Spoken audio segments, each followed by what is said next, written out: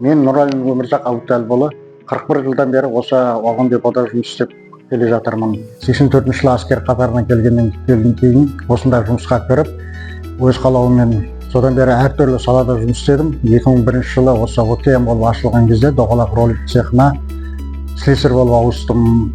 Доғалақ жөндеудің слесарі ол бүкіл Доғалақтың күрделі маңызды нелеріне, салаларына жауап береді. Оны жаңағы ақаулар болса тауып, оны орнын ауыстырып пайдалануға беріледі. Бұл жұмыс өте ұқыптылықты талап етеді және сақтандыру шараларын өте қатаң сақтауға тиістіміз. Өйткені біздің артымызда күтіп отқан отбасы, балаларымыз бар деген сияқты. Сонымен бірге бұл теміржолда жұмыс істеу біз үшін өте мақтаныш деп санаймын.